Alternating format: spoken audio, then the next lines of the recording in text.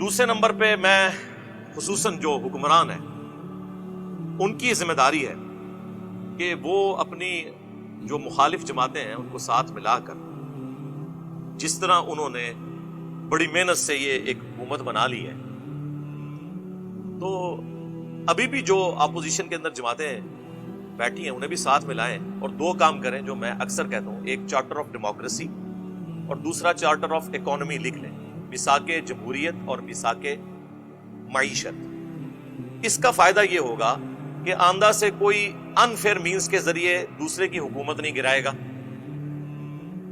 جس طریقے سے آپ کو پتا ہے 2017 میں ایک حکومت گری اور پھر ابھی عمران خان صاحب کی حکومت کو بھی گرایا گیا، یہ حرکتیں نہیں ہوں۔ پھر وہ کہتے ہیں آئینی طریقہ ہے، وہ ہمیں پتا ہے کہ کتے کو حلال کرنا جس طرح مولویوں کو آتا ہے، اسی طریقے سے آئین کے اندر کوئی شک تلاش کر کے اور حکومت کو الٹنا، یہ ہمارے پولیٹیشنز کو آتا ہے، ان کو پتا ہوتا ہے کہ جو کچھ یہ کر رہے ہیں۔ تو یہ فائدہ ہوگا کہ اس طرح کسی کی ٹانگیں نہیں کھینچی جائیں گی۔ دوسرا، اگر معیشت کا چارٹر لکھا گیا پھر کوئی حکومت یہ نہیں کہے گی کہ یہ تو پچھلی حکومت نے معاہدے کیے ہوئے تھے، ہمیں تو ملک ملے ہی دیوالیہ، ہم ہوتے تو اچھی ٹرمز پہ کرتے، جس طرح بھی یہ آج کی حکومت کہہ رہی ہے جی آئی ایم ایف کے ساتھ معاہدہ عمران خان صاحب نے کیا تھا۔ اب اگر اس وقت عمران خان صاحب، اس وقت کے اپوزیشن لیڈر شہباز شریف صاحب جو آج کل پرائم منسٹر ہیں، ان کی بات مان لیتے، جو انہوں نے قومی اسمبلی میں تقریر کرتے ہوئے کہا تھا کہ ٹھیک ہے ہم ویسے اختلافات اپنی جگہ، ہمیں میثاق جو معیشت ہے یہ لکھ لینا چاہیے، تو پھر یہ بھی ان کو کسی صورت گیلا نہ کر سکتے۔ چلے اب بھی میں رات کو دونوں پرائم منسٹرز کی تقاریر سن رہا تھا، جو موجودہ پرائم منسٹر ہیں پی ٹی وی والے اور جو دوسرے پرائم منسٹر ہیں سوشل میڈیا والے، یعنی شہباز شریف اور عمران خان صاحب۔ تو ایک ویسے میرے دماغ میں خیال آیا کہ کیا ہی اچھا ہوتا کہ یہ ایک جگہ پہ بیٹھ کے دونوں اپنی اپنی باتیں کر رہے ہوتے، بجائے ایک دوسرے کے خلاف کر رہے ہوتے، لیکن ایک فورم پہ بیٹھے ہوتے، اپنا اپنا موقف عوام کے سامنے رکھتے۔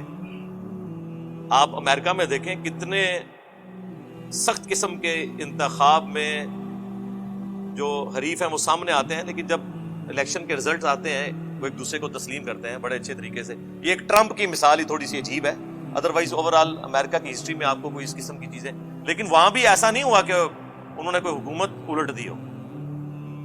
جس دن ٹرمپ نے حلف اٹھایا تھا پورے امریکہ کے اندر آپ کو پتا ہے احتجاج ہو رہے تھے، لیکن یہ نہیں ہوا کہ اس کی حکومت ختم ہو گئی ہے، جمہوریت کو کوئی خطرہ نہیں ہوا۔ اور جس دن جو بائیڈن نے حلف اٹھایا ہے، ٹرمپ کے ماننے والے جو لوگ تھے وہ احتجاج کر رہے تھے، لیکن اس سے حکومت نہیں گری۔ حکومتیں ایسے گرنی بھی نہیں چاہیے۔ تو یہ چارٹر آف ڈیموکریسی اور چارٹر آف اکانومی لکھ لی جائے تو پاکستان کے 90% مسائل حل ہو جائیں گے۔ اس کے بعد ہی کوئی حکومت اچھی چیزیں عوام کو ڈیلیور کر سکتی ہے۔ ظاہر پالیسیز بنانی ہے تو وہ ظاہر اکانومی میں ہی آتی ہے نا۔ ہمارا اس وقت سب سے بڑا مسئلہ جو ہے بھوک پڑی ہوئی ہے، ہمیں اپنی فوج کو دینے کے لیے، سرکاری ملازمین کو دینے کے لیے تنخواہیں نہیں ہیں، اس کے لیے ہم آئی ایم ایف سے قرضے مانگتے ہیں، اور یہ وہ قوم ہے جو قرضہ ملنے کے اوپر خوش ہو رہی ہوتی ہے۔ اندازہ کریں کہ اتنے ڈالر آ گئے تو اب یہ ہو جائے گا بھائی اتارنا بھی ہے ایسے۔ یہ تو نہیں ہو سکتا کہ وہ آپ سے قسط مانگیں اور آپ کہے کہ آیا جے غوری، انج نہیں دنیا دے کام چل دے، آیا جے غوری کیڑی دنیا چ رہ رہے ہو اللہ دے بندے ہو، وہ گل کرنے لی کرو۔ ایک تو یہ کام ہے جو کیا جائے حکمرانوں کے پوائنٹ آف ویو سے اور اپوزیشن کے پوائنٹ آف ویو سے، بجائے اپنی اپنی قوموں سے خطاب کرنے کے ایک جگہ بیٹھ کے، آپ دونوں تو الگ ہیں لیکن جس قوم سے آپ خطاب کر رہے ہیں وہ تو ایک ہے نا، تو اکٹھے ایک جگہ بیٹھ کے خطاب کریں، اپنا اپنا پوائنٹ آف ویو بیان کریں۔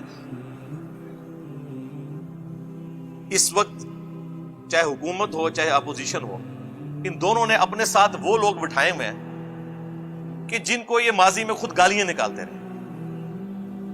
رات کو پرویز الہی صاحب نے بھی تو تقریر کی ہے نا، جو سٹنگ چیف منسٹر ہیں، ان کو عمران خان صاحب کیا کچھ کہتے تھے پہلے، تو آپ ساتھ بیٹھے ہوئے ہیں۔ اسی طریقے سے شہباز شریف صاحب کے ساتھ زرداری صاحب جو بیٹھے ہوئے ہیں، تو یہ کیا ایک دوسرے کو کہتے رہے، مجھے کہنے کی ضرورت نہیں ہے، سوشل میڈیا پہ آپ ان کی تقریر سن سکتے ہیں۔ تو اب جب آپ لوگ اپنے مفادات کی خاطر اکٹھے ہو کے بیٹھے ہوئے ہیں تو قوم کے لیے بھی بیٹھ جائیں اور ایک چارٹر آف ڈیموکریسی اور ایک چارٹر آف اکانومی لکھ لیں، تاکہ آندہ سے کوئی اسٹیبلشمنٹ کا اعلی کار بن کر حکومت کو نہ گرائے۔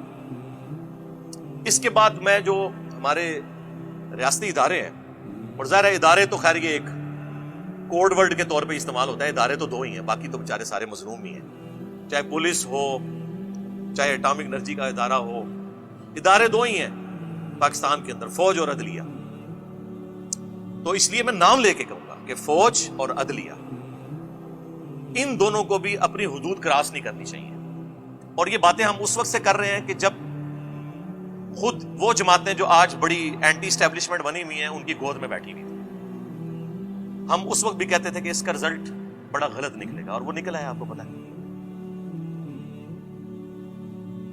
تو یہ دو ادارے جو ہیں فوج اور عدلیہ, یہ بجائے سیاست میں مداخلت کرنے کے, اور اب تو خود بھی کہہ رہی ہے فوج, بار بار اعلان توبہ کر رہی ہے, لیکن ان کی توبہ قبول نہیں کی جا رہی پاکستانی عوام کی طرف سے.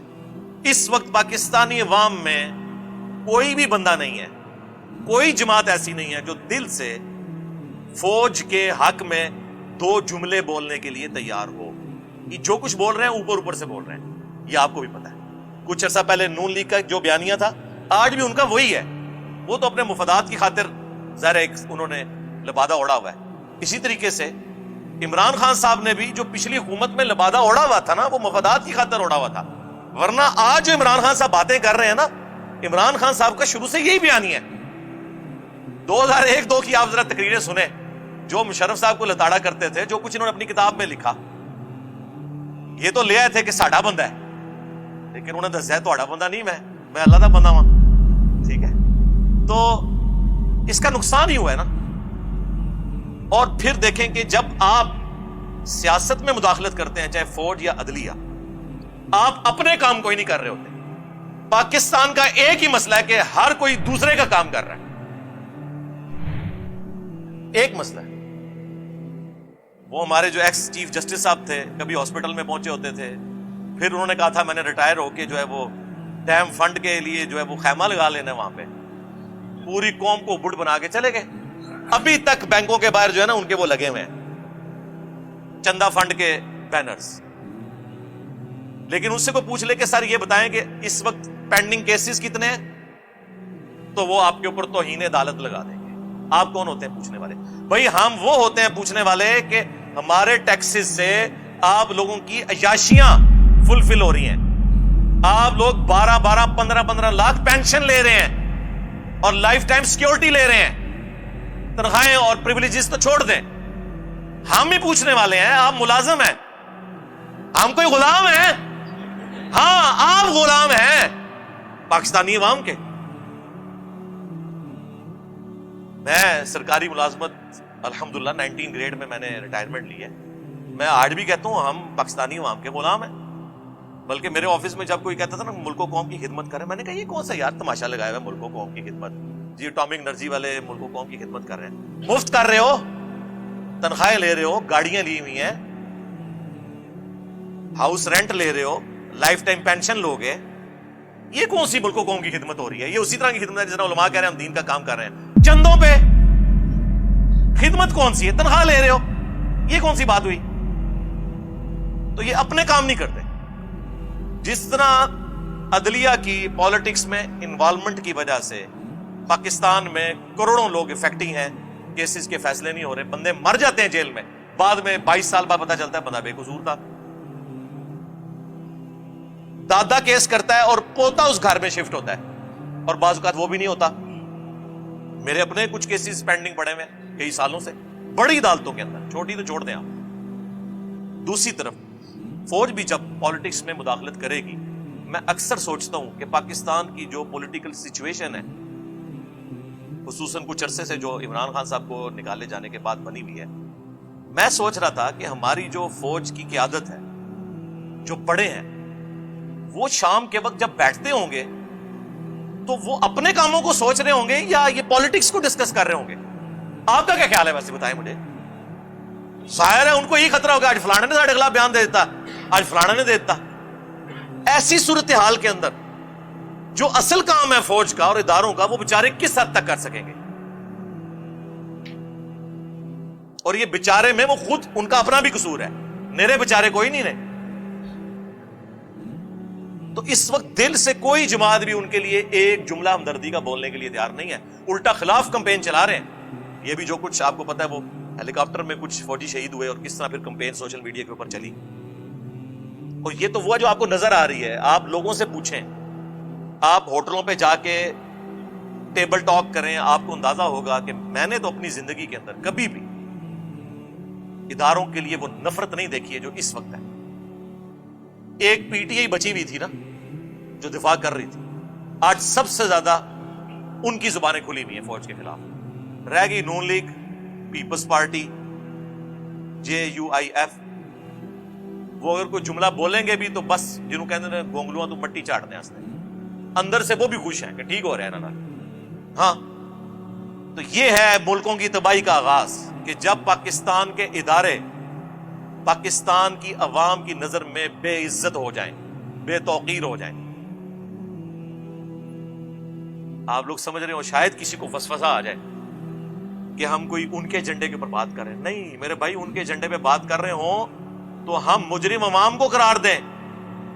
ہم تو کہہ رہے ہیں یہ آپ کی ہوئی آگے آئی ہیں, عوام مجرم نہیں ہے. ہمیشہ بڑے اور لیڈرز مجرم ہوتے ہیں جس طرف عوام جاتی ہے, ان کی پالیسیز کا رزلٹ یہ نکلتا ہے. جس طرح ہم نے نان اسٹیٹ ایکٹر پال کے جو کچھ نکالا رزلٹ, FATF کی تلوار لٹکی, ٹھیک ہے جی. پھر جو کل تک ڈان لیگز تھی وہ پاکستان کی پالیسی بن گئی. تو سمجھ آئی نا کھا کے کہ ہاں یار یہ کام نہیں ہونا چاہیے, صرف فوج کا کام ہے. پھر ضرب عزم بھی, رد الفساد بھی, یہ ساری چیزیں ہوئی.